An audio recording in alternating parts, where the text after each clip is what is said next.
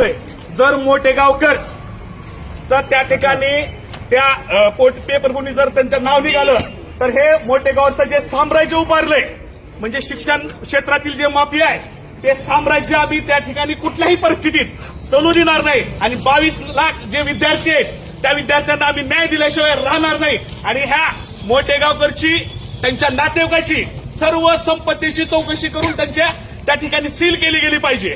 आणि असे जे माफिया राज आहेत आणि हे भूमिया राजबी आहेत, हे सगळी इंडस्ट्रियल एरिया आहे.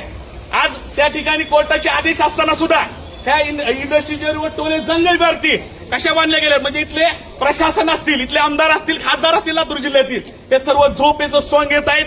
आमची प्रथम मागणी राहील, हे क्लासेस जेवढे त्या ठिकाणी अतिक्रमण मधले आहेत हे सर्व बुलडोजर राहून जमीनदोस्त करा. त्याच्यानंतर ह्यांच्यावर नियंत्रण करा. संध्याकाळी 7च्या नंतर मुलींची ट्युशन घेतली जाते. संशयास्पद इथं त्या ठिकाणी ड्रग्सचं रॅकेट या ठिकाणी चाललं जातं. कित्येक मुलींचे उद्ध्वस्त झालेले आहेत. हे असले जे शिक्षण माफी आहेत, हे भूमी माफी आहेत, त्यांना तातडीने यांच्यावर योग्य ती कारवाई करावी. कुठल्याही आमदार खासदारांनी त्यांना पाठीशी घालू नये अशी आमची त्या ठिकाणी नम्र विनंती. आम्ही त्या ठिकाणी ऑइल आणि शाही त्या ठिकाणी फेकलेली आहे आणि ह्याचा निषेध आम्ही त्या ठिकाणी केलाय. आम्ही शिवसेना तोडफोड करून बी करू शकतो, परंतु जर महानगरपालिका असेल